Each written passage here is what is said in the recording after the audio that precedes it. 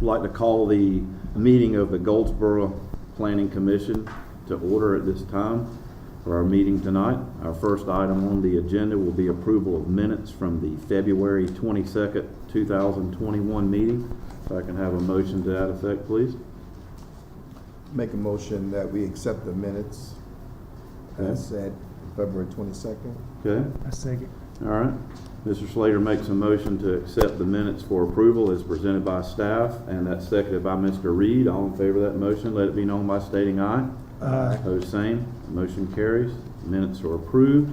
We have no Board of Adjustment items before us this evening, so we will proceed with our Planning Commission items. And our Assistant Planning Director, Mr. Talton, will be presenting those items for us tonight.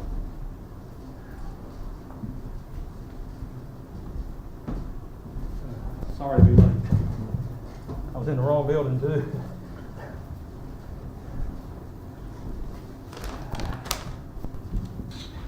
Alrighty, good evening, Planning Commission members. We have a rather lengthy agenda tonight. We will try to move along as swiftly as possible. If you have any questions, please let me know. Miss Deborah Cragen is going to be orchestrating our slideshow behind me.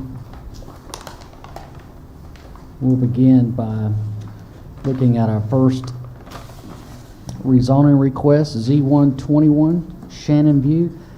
This property is located on the west side of New Hope Road between Kyler Best Road and North Harding Drive. With this request, there will be a separate motion for the rezoning will be required prior to a conditional use permit. The applicant is requesting a change of zone for a portion of the subject property from residential 12 to residential 9 conditional zoning, limiting the use of the property to an 84-unit senior apartment complex. In conjunction with the request, the applicant is requesting a conditional use permit for the construction of the senior apartment complex in the residential 9 zoning district. On March 3rd, 2003, Goldsboro City Council approved the change of zone from residential R16 to residential R6 conditional zoning for the construction of 216 apartments upon property directly south of the proposed development and formerly known as the Reserve at Bradbury Place. If this proposed change of zone is approved, the applicant will be required to obtain a conditional use permit approved by City Council for the proposed senior apartment complex. The city's land use plan recommends mixed use development. Proposed zoning for the property is compatible with adjacent properties in the area. Since water and sewer are available to serve the area, higher residential densities are encouraged according to the land use plan. The submitted preliminary site plan, CU 4-21, indicates one 3-story senior apartment building containing a total of 84 units. Access to the site will be directly from West New Hope Road. West New Hope Road is a state-maintained road.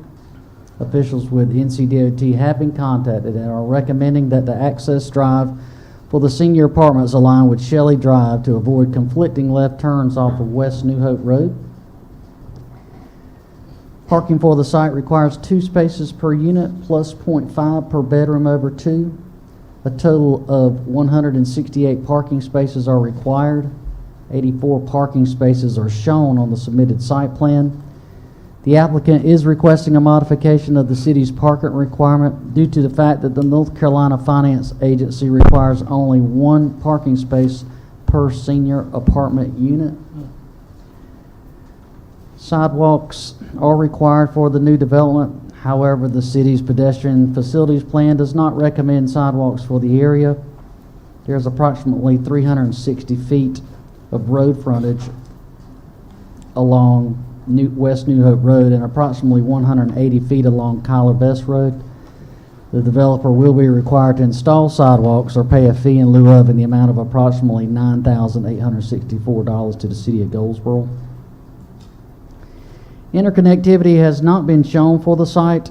The applicant is requesting a modification of the interconnectivity requirement. The applicant believes that interconnectivity is not practical due to the proposed site layout of the senior adult facility. In addition, traffic from existing single and multifamily developments could cause unnecessary congestion and reduce pedestrian safety for the residents of the facility. City water and sewer available to serve the subject property. Property is not located within a special flood hazard area. Street trees have been provided along West New Hope Road, and vehicular surface area landscape requirements must be met. Staff is working with the applicant to ensure that landscape requirements are met per the requirements of the city's UDO. Commercial dumpsters will be utilized for garbage collections and will be appropriately screened from all site views in accordance with city standards. We do have building elevations that have been submitted and indicate the proposed buildings will be constructed of brick veneer and fiber cement shake siding. Roof materials will be architectural shingles. The majority of the subject property is located outside the city limits. Since city utilities are located within 1,000 feet of the site, the developer will be required to connect to city water and sewer, as well as annex into the city limits. At the public hearing held on March 15th, 2021, the applicant came forward in support of the request, citing the 84 units would be restricted to 55 years of age and older. 5 citizens spoke in opposition, primarily citing traffic congestion, safety concerns, and potential off-site runoff. Are there any questions of the Planning Commission members? Thank you, Kenny. Yes, sir. All right. We have an item before us. Any questions of staff or comments? If not, we'll take a motion on this item.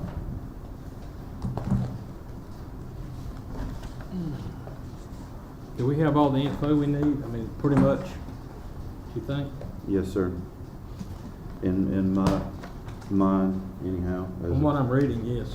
I've read and reviewed, as well as visited the site and reviewed the staff's findings, et cetera, and appears to be a good request Okay. that meets with everything that it should.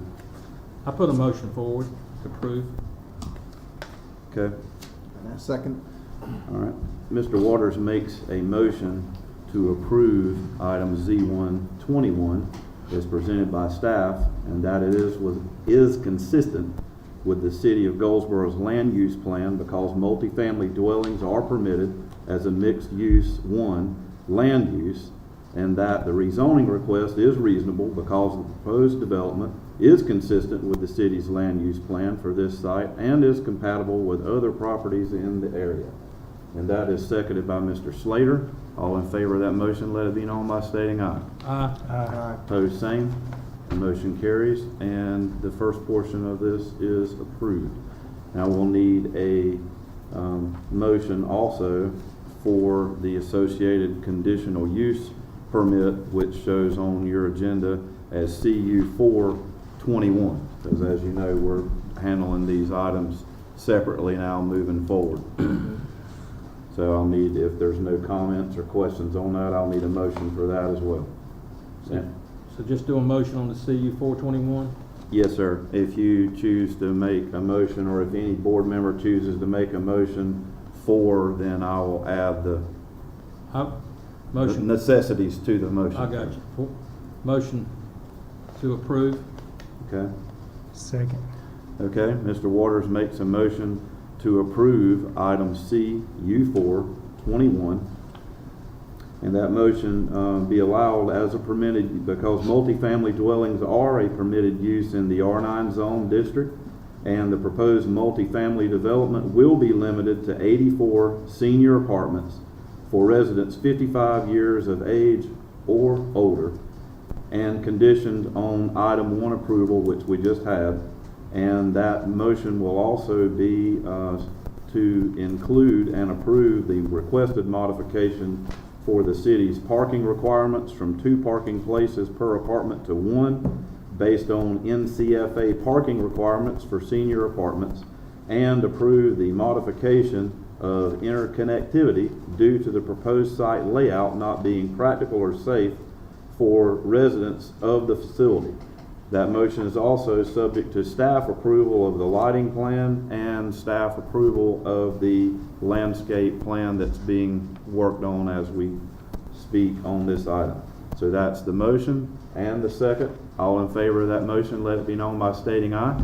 Aye. Opposed, same. The motion carries and that item is approved.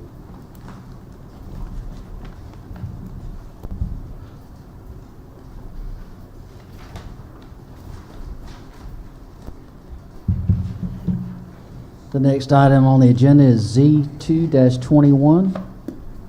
This will be titled Tiffany Gardens Phase 2. Property is located on the west side of Thoroughfare Road between Central Heights Road and NC Railroad. The applicant is requesting a change of zone for a portion of the subject property from residential 16 to residential 6 conditional zoning, limiting the use to an 84-unit apartment complex. In conjunction with the request, the applicant is requesting a conditional use permit for the construction of the apartment complex in the residential R6 zoning district. On April the 1st, 2019, Goldsboro City Council accepted the recommendation of the Goldsboro Planning Commission and adopted an ordinance changing the zone for property directly north of subject property from residential R16 and R12 to residential 12 conditional zoning, limiting the use of the property to an 84-unit apartment complex. Now, the same developer is proposing a second phase of residential development consisting of another 84-unit apartment complex. If the zoning is approved, the applicant will be required to obtain a conditional use permit approved by City Council for the proposed apartment complex. The city's land use plan recommends medium-density residential development. In addition, the plan recommends that higher densities shall be encouraged since city water and sewer are available to serve the property. So the submitted site plan associated with the conditional use permit indicates three-story apartment buildings containing a total of 84 units. In addition, a community building is also being proposed on site. The site will be accessed from Thoroughfare Road. Since Thoroughfare Road is a state-maintained road, NCDOT officials have been contacted and are requiring driveway permits as well as left and right turn lanes along Central Heights Road as a result of Phase 1 development. Parking for the site requires 2 spaces per unit plus 0.5 per bedroom over 2. A total of 176 parking spaces are required, and 176 spaces have been shown on the preliminary site plan. Sidewalks, external sidewalks are required for new development. However, the city's pedestrian plan does not recommend sidewalks for the area. Road frontage approximately 460 feet, linear feet, will require the developer to install sidewalks or pay a fee in lieu of in the amount of $8,280 to the city of Goldsboro. Commercial lighting plan has not been submitted. The developer will be required to submit a lighting plan in compliance with the city's commercial lighting ordinance.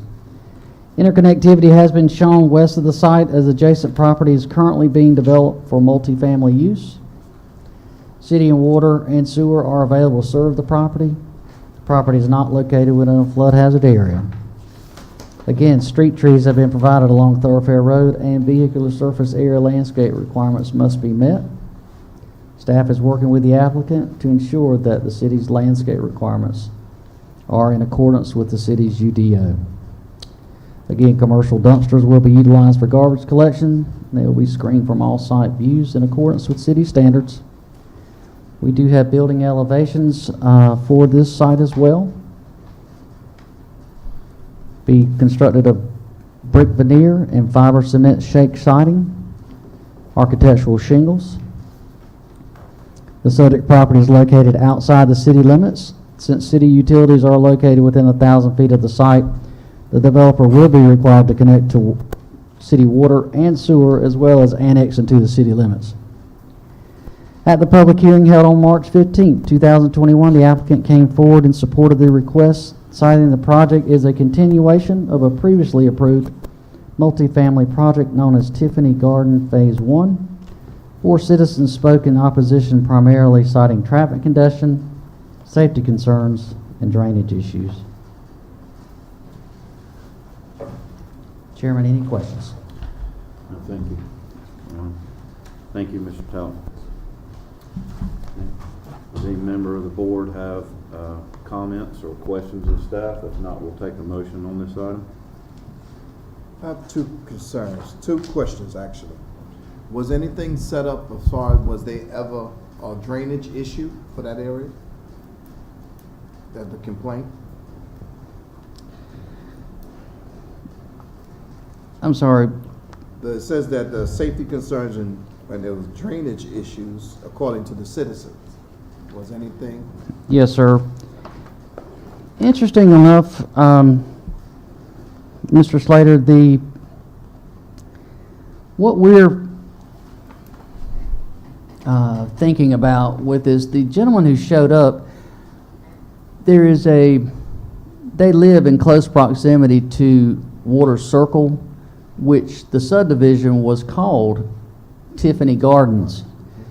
We believe that the individuals who showed up were speaking in reference to the subject property being located next to their site, because the actual site is called Tiffany Gardens as well, the proposed development. So that's where we're thinking these comments came from. Our engineering at this point in time has not done a full analysis of the site for this particular piece of property. But once they do, they will make sure things are done in accordance with city and state standards to address any drainage issues for the area. But we do believe that, again, those people that voiced opposition were actually from the Tiffany Gardens subdivision. I think they thought that this particular property was going to be located next to theirs, which is not the case. But that's just staff's opinion at this point in time based on the comments we heard. Do we have an estimated time of completion or what they would like to complete? Well, right now we're phase 1 development.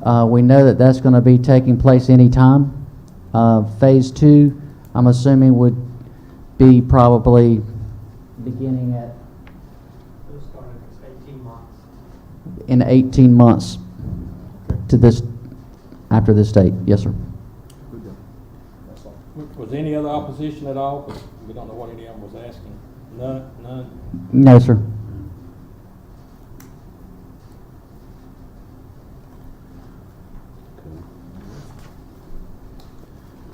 All right, is there any other questions or comments? If not, we'll take a motion on this item. I make a motion that we accept the Z221, is it? Yes, sir. And also known as Tiffany Gardens Phase 2. Okay, do we have a second? Okay. Mr. Slater makes a motion to approve item Z221 as presented by staff, and that it is consistent with the City of Goldsboro's land use plan, because city water and sewer are available to serve the site, and that the rezoning request is reasonable because the proposed development is consistent with the city's land use plan for higher density residential development. That's seconded by Mr. Waters. All in favor of that motion, let it be known by stating aye. Aye. Opposed, same. The motion carries, and that phase is approved. And now we will need a motion and proper second for the conditional use request, which is CU 5-21.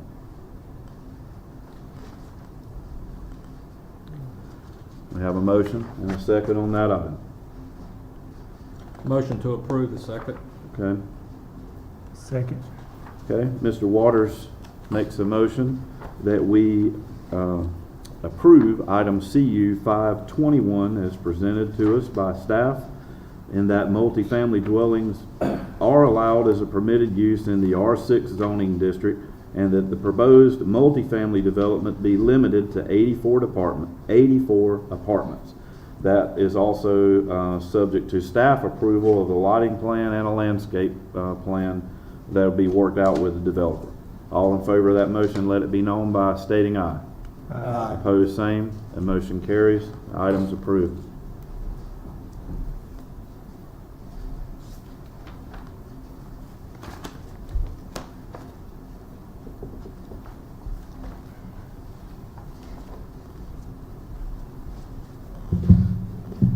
The next rezoning request will be for a conventional zoning for the subject property from shopping center to general business.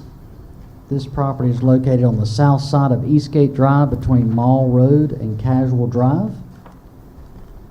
In conjunction with the request, the applicant has submitted a conditional use permit application, CU 221, for the operation of an internet cafe, or more formally known as an electronic gaming facility, for property addressed as 502 C2 Eastgate Drive. The property is occupied at this time by a commercial strip center consisting of 3 separate buildings totaling approximately 12,000 square feet and containing 5 tenant spaces currently consisting of a jewelry store, nail salon, hair salon, restaurant, and 1 tenant space currently for rent or lease. If the change of zone is approved, the conditional use permit approved by City Council will be required for the proposed operation of the internet cafe. The land use plan recommends commercial development for the site. At the public hearing held on March 15, 2021, the property owner was present and indicated he was available for any questions the council may have. However, he did not voice support or opposition. No other persons came forward to speak for or against the request. And that is all at this time for the rezoning portion of this request. Okay. Okay, is there any comments or questions of staff? If not, we'll take a motion on this item. So there's no opposition. Now, does this lock us into anything if the change is granted for the other businesses around? Or does it change anything as far as what's available to us to build that area as we've been intended to do?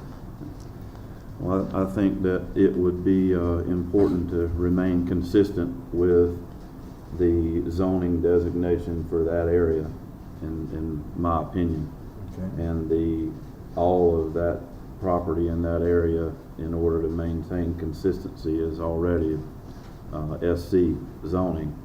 So if this consideration or this request consideration would be placing general business zoning specifically for this use within SC zoning for that entire area, if the board saw fit to grant the request.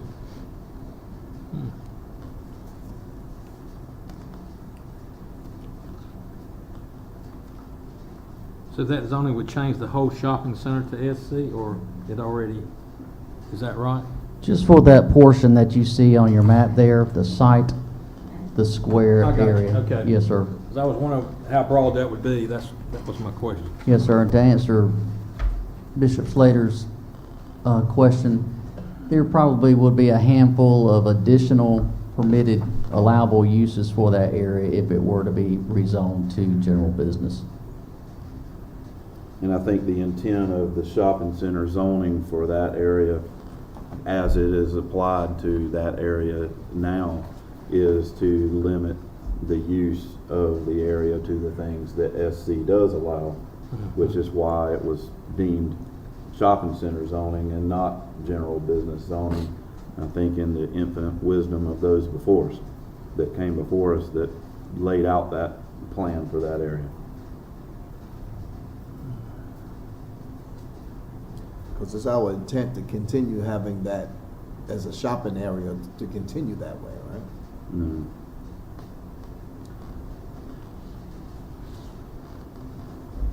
I don't have a vote, as you know, unless I need to break a tie, but my position as chairman on the item, my opinion is that it would be better to leave and maintain consistency and have that entire area to continue to be consistently zoned shopping center and not have individual spots within that in order to keep things consistent. Yeah. I concur with that. If you had a situation to where someone was coming in and was making a request for the entire property and was gonna gut it out and redo something, and it was a new use and or something like that, I mean, I might would consider looking at it differently than it was presented. That's my opinion as chairman.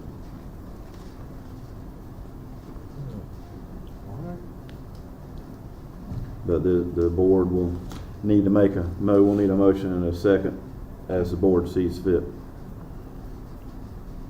And this is for item Z321. Yes, sir. I make a motion that this request be denied in reference to the fact that we're trying to keep that area to be the same, to be consistent with what has been in times past. Okay. I second it. Okay. Mr. Slater makes a motion to deny item Z3-21 as presented by staff. That motion is seconded by Mr. Waters. All in favor of that motion, let it be known by stating aye. Aye. Opposed, same. This item is denied. Chairman, if you will, what you see before you in your zoning decision-making worksheet, because the planning commission is an advisory board, it may still be better if we go ahead through the conditional use permit decision-making worksheet as well for this case. Okay. Even because the board, the council has the final decision-making authority. Yeah. And I just think, just to cover our bases here, we'll still hear the request and you can make a decision on that as well, and then council will have everything in front of them come decision-making time as to what you decided to do with this Okay. action. However you see fit to do so. I would have thought we didn't need to do that, but that's why you're running the show. So Yes, sir. We will certainly defer to your decision. It's very good. Thank you.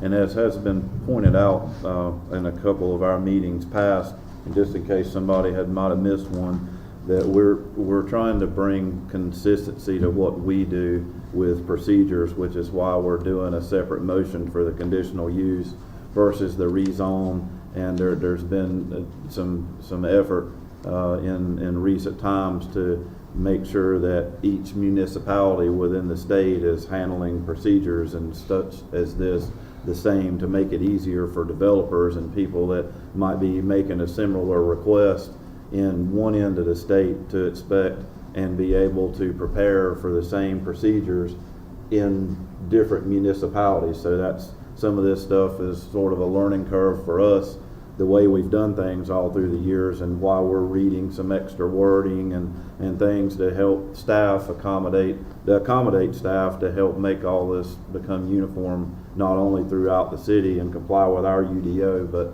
also to maintain consistency across the state. So as a board, we do whatever we need to do to help the city achieve that consistency and uniformity. Very well spoken, Chairman. In doing so, again, you will be updated in due time once staff and our consultants have finished their review of incorporating Chapter 160 into our Unified Development Ordinance. And again, briefly, I'll just touch back on the previous action that you did take. Even though the Planning Commission is recommending denying the action for the rezoning request, the General Counsel actually could be in favor of it. And if they were in favor of it at that point in time, then it would move on to the conditional use permit approval. But again, at this point in time, you're voicing your opinion right now. Your recommendation is to deny the request. Just to let you know again, the internet cafes or electronic gaming facilities are only allowed in general business zoning districts, and that is the purpose of is rezoning. But just in case the council should have a differing form of opinion, we'll go ahead through this and let them know of your action as well on this one in case it were to proceed in that direction. So again, CU 221 A&M Cafe, electronic gaming facility. This is a conditional use permit request for, again, the same property, however, it is a tenant space. 502C2 is for the operation of an internet cafe within that commercial shopping center that we just previously viewed in the rezoning request. So again, the applicant requested a change of zone for the subject property, which is part of a larger parcel of privately owned property from shopping center to general business zoning district. Internet cafes are allowed in the GB zoning district only after the attainment of conditional use permit approved by City Council. On May 8th, 2017, City Council amended the city's electronic gaming ordinance. The following requirements were approved as they pertain to new gaming establishments approved for operation in the City of Goldsboro's planning jurisdiction. Again, like we just said, they're only allowed in the general business zoning district after attainment of a CUP by City Council. No establishment shall be located within 500 feet of any residentially zoned or developed property, church, school, daycare, playground, or public park, where the proposed establishment is separated from residentially zoned or developed property by a 4-lane highway. The 500-foot separation shall only apply to the properties along the sides and rear of the establishment. No such establishment shall be located within 1 mile of any other such establishment. The hours of operation are from 7 a.m. to 2 a.m. The council made no changes to the existing parking requirement of 1.5 spaces per gaming machine. The applicant is requesting, again, a conditional use permit for the operation of the internet cafe consisting of 18 gaming machines. You'll see that we have a floor plan for you there. His floor plan showing the contents of that space, how it's to be utilized. Parking is required at 1.5 spaces per gaming machine. Based on 18 proposed computer gaming stations, 27 additional spaces are required for the shopping center in conjunction with the internet gaming operation. Well, currently there are only 49 parking spaces for the commercial shopping center. Staff has conducted a parking evaluation of current businesses which operate within the existing shopping center. If the internet cafe is approved, a total of 65 parking spaces will be required for the site. A parking modification will be necessary, or the applicant would need to obtain a shared parking agreement to meet our parking requirements. At this time, the applicant has not been successful with obtaining a parking agreement. At the public hearing held on March 15, 2021, the attorney representing the applicant spoke in favor of the request.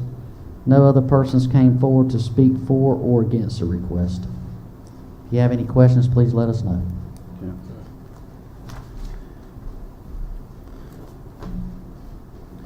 Okay, we have a conditional use request before us for modification of the parking requirement that would have been necessary as a result of the approval of the previous request. So as Mr. Talton pointed out, we will need a motion subsequently on this item in order to follow the trail from the first one, regardless of approval or denial of the first one. So it would be reasonable to assume that this next step would be a denial of the modification request. Well, it doesn't meet the criteria for the spaces versus the amount of machines he wants. Is that what you're saying, isn't it? Yeah, and that's this is a prime example of how we were handling this previously. The presentation would have been the rezone as well as everything would have been presented at one time, and we probably would have seen a motion made to deny the item, and then all of that been spoke to start with, that there wasn't enough parking and that the applicant was not able to obtain a shared parking, and that would all been presented to us at one time, and we would have made a motion to deny, and then the staff would have recorded it accordingly how it need to be done. And so this is one of those examples of how things are being separated so that there's uniformity across the state and how things are done. So we're having to hear the items individually so that those that are watching, as well as who's recording and taking the minutes and so forth and on, that it's very clear as to what the board's decision was and what that decision specifically relates to. So we'll take a motion on this item.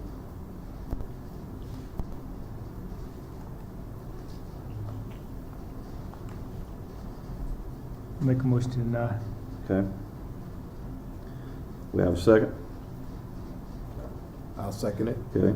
Mr. Reed makes a motion to deny item CU 2-21 and not approve the modification of the city parking requirement request from 65 spaces down to 49 spaces. That's seconded by Mr. Slater. All in favor of that motion, let it be known by stating aye. Aye. Opposed, same. The motion carries, and this item is denied as well.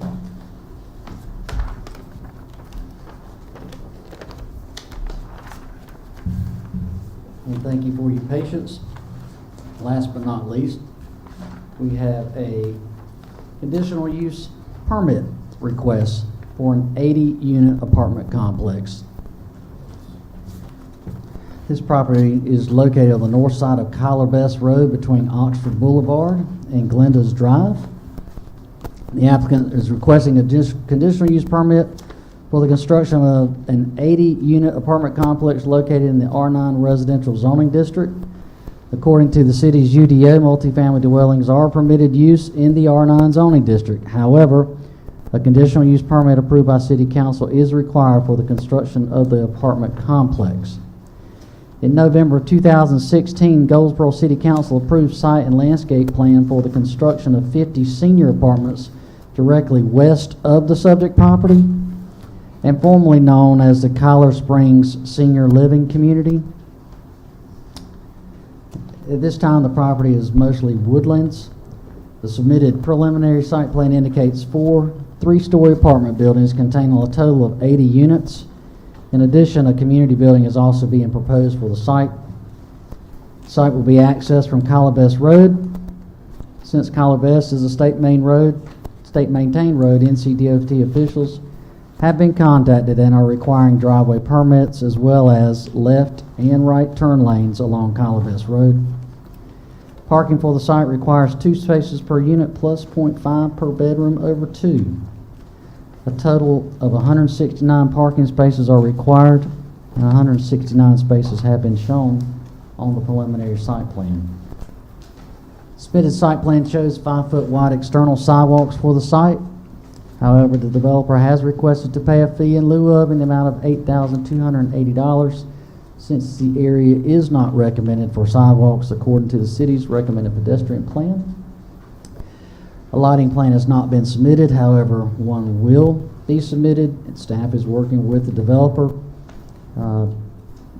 to show that once that is submitted, it will be compliant with city's lighting ordinance. Interconnectivity has not been shown for the site. The developer is requesting a modification of the city requirement due to the nature of adjacent developments and their existing site conditions. City water and sewer are available to serve the property. A portion of the property is located within a special flood hazard area known as the 500-year floodplain, as well as within the floodway. City engineering will require approval of stormwater calculation and drainage plans prior to the issuance of any building permits. Street trees have been shown on the site plan along Kyler Best Road. Staff is working with the applicant to ensure that all of our landscape requirements are met. Again, commercial dumpsters are being utilized. They will be screened from off-site views in accordance with city standards. We do have building elevations for this project. Proposed buildings will be constructed of brick veneer and cedar shake vinyl siding. Roofing materials will be 30-year architectural shingles. The subject property is located outside the city limits. Since city utilities are located within 1,000 feet of the site, developer will be required to connect to city water and sewer, as well as annex into the city limits. At the public hearing held on March 15, 2021, the applicant came forward in support of the request and specified a rezoning was not necessary for the proposed use. He indicated 133 units were allowed with the conditional use permit request. However, the developer is proposing a maximum of only 80 units. 6 citizens spoke in opposition, primarily citing traffic congestion, safety concerns, and potential off-site drainage runoff. If you have any questions, please let us know. I just have one. Yes, sir. Is the staff okay with the lack of interconnectivity, at least a stub or something, just thinking forward? Are you guys okay with no interconnectivity there? We are okay. Again, when we looked at both of these sites, one being brand new, and it was a senior apartment complex directly west of the site. The other one was existing, been there for quite some time. Again, I think their layout, if anything, if there are no topographical topo issues with it, we could look at trying to obtain interconnectivity on the east side, but again, without seeing that site, I could not tell you. I'm basing it based on my staff report here. Okay, I just was curious in that regard because I think that, and I know that from a staff perspective, when we can get interconnectivity, we try to look for that because that, as you know, that corridor is going to develop multifamily, and it's what the land use plan intended it for, and that's sort of what's going to happen there. So, you know, I think it's important to think about whether or not we can get interconnectivity, particularly when there comes a time that there may be an improvement from DOT or maybe a traffic light somewhere along the way or this or that. Sure. You know, so that was my reasoning behind. Well, it's a good point, Chairman, because again, we're finding that with multifamily dwellings,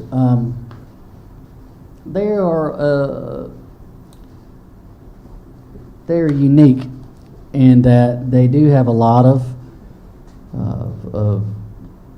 homeowners that live there, and if we combine those with existing developments of the same capacity as theirs, that we believe that we could actually create problems with More congestion so. Gotcha. with the two interacting with each other. But when you put them more with commercial applications, whether it's a shopping center or office and institutional type use, it seems to be a little more fitting, more appropriate when you can get it. We're certainly going to try to. So these are things that we're keeping in mind as we move forward on that. But yes, I think with this, we looked at that, and that was our reasoning that maybe it's best not to do so at this point in time. Okay. Well, I value your opinion. That's why Yes, sir. I asked. Thank you. Is there any further discussion or questions of staff? If not, we'll take a motion on this item.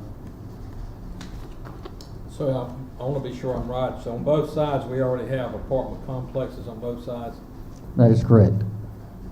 Okay, because I know at one time, year before last, we had a big unit that's going to go out somewhere there, and there was a lot of opposition to a subdivision. I just want to be sure, and what I'm seeing is not a different property that for the request right now, so I'm okay with that now. Yeah, it's in the same, absolutely in the same vicinity, and I think as staff pointed out, this particular property could be developed with 133 units, and I think it's also important to point out for those that may not have been here at the time, whenever we had this would not even be before us in the manner that it is if it wasn't for an update that we did as a result of a request in town to turn or I shouldn't say in town, we're all in town, but we had a request before us a few years ago to make a 4-unit building out of a single family residence, and through dealing with that, the council saw fit to have an update to the UDO that required council approval for anything in those lower zoning districts that was beyond 4 units. if it hadn't have been for that, for lack of a better term, snafu that happened on another property, this wouldn't even be before us because the developer is so far within what would initially or originally been For the amount of units. the amount of units. Exactly right. So it's just Okay. sort of a fluke that this has happened. I like knew we that. had close proximity, so that's why I wanna be sure we're in. Right. with that. Okay, I'm good. Okay, do we have a motion on this item? Well, I would, take forth this motion to approve it the way it's presented. Okay, do we have a second? I'll second it. Okay, Mr. Waters makes a motion to approve item CU321 as presented by staff, and that motion be allowed as a permitted use in the R9 zoning, and that the proposed multifamily development will be limited to 80 apartments. And also, that motion would include a motion to approve the modification of the city's interconnectivity requirement, subject and due to the nature of the adjacent multifamily developments and their existing site conditions. And that motion would also be subject to lighting and landscape plan approval by staff. All in favor of that motion, let it be known by stating aye. Aye. Opposed, same. The motion carries and the item is approved. Planning Commission, we have some good news and some not so good news. The good news is that we are done with tonight's agenda. The bad news or the sad news is that Miss Debbie Creighton will be leaving us by the end of this or in the middle of April. And she is taking on a new job with another local municipality closer to home. So I just wanted to let members of the commission know how much we appreciate Debbie and what she's done with us over the last year and a half, 2, 3, been 3 years. We value what she brings to the table and what kind of a asset she's been to our organization, to our team, our planning team. So again, know that, and please express your gratitude to Debbie when you get the chance, but at this point in time, there's no other business to discuss. Well, we wish you well, and I know that myself, along with several other too. people, said, what in the world are we gonna do when Sally retired after 40 years of service, and you came in and filled those shoes and kept the wheels turning, and we Keep us straight. carried on. And I would like to make a remark before we adjourn as a board, just to remind those that during the COVID times that we're still trying to get through, our board is being broadcast, and these meetings are being broadcast through several channels of social networking as well as local community TV for those that are at home and are not able to attend due to basic restrictions and so forth and on.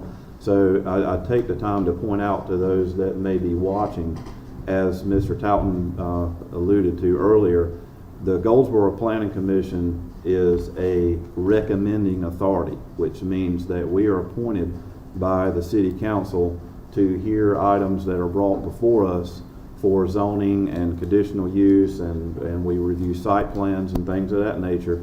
And we do that for the council, and the council depends on us to attend the public hearings, look at the information, and make these decisions based on the facts, so to speak. When we look at an item that is before us, we're trying to make our decision based on what the UDO states, what the comprehensive land use plan states, and those things. And we do not make a political decision. Our decision is based on the information that's presented to us, and does that information fit with what the city guidance requires us to do. When we make those decisions for approval or denial of those requests, then those are carried up to council, and the council has the final word as the elected officials that are voted into office by the public.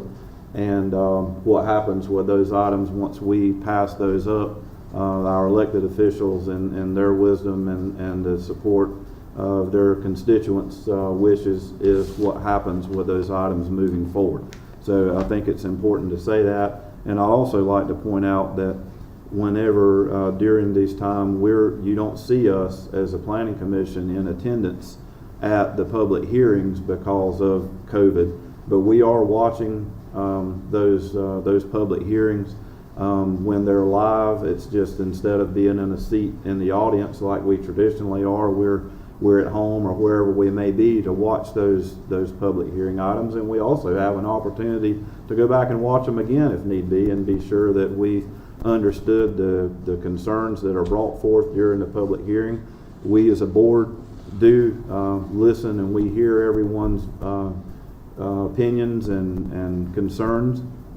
And I think it's also important to point out, as we're a very prime example with what we've just dealt with tonight, we've had several multifamily requests, and we heard opposition or people that were in opposition based on traffic and other things in the area that was their personal concerns. We did hear those, and we have to make our decisions based on the book, so to speak. And for example, with Kyler Best Road, there's been numerous traffic counts that's been done on that corridor through there, and I serve on several transportation-related committees, including one tied directly to DOT, so I'm familiar with that process. And the traffic count in that area is just there's enough capacity there to continue to support what's based on the information that we're given to continue to support multifamily development continuing to come to that corridor. And as the famous statement goes, build it and they will come. If capacity exceeds in that area, then absolutely we will be advocating as a municipality, and those a lot further up the chain than me will be advocating for DOT to improve that road and alleviate the congestion once that happens. But as it stands at this point, there is not enough congestion on that road to substantiate, so DOT tells us to substantiate any improvements at this time. One of the requests that is before us, as we know that we seek DOT's information and their guidance on these items, and what's presented to us, the developers are placing and obviously complying from an engineering standpoint with deceleration lanes and turn lanes in order to alleviate their congestion, so to speak, from that regard. We've heard people, even if it was a mistake, somebody expressed opinions at one about drainage. Well, as staff pointed out, our city engineer and staff are well aware of those kind of situations, and I don't think you would see our city staff or our engineer or anyone else in this process that would approve something or allow something to happen that would be something that would be detrimental. We all, from one end of this, the boards and committees to the other, everybody's here to grow the city and be here in harmony and make things positive and better than it was when we got here. And I think that goes for every official and every person that works for the city. So that I just wanted to make those remarks and just let the public know that we do hear the public hearings, even though you don't see us in the audience, and we are aware of the concerns, and we're here to make these decisions and hand the city council something that they can either accept or deny, and know that it come from a textbook perspective. Very good, thank you. Thank you, Chairman.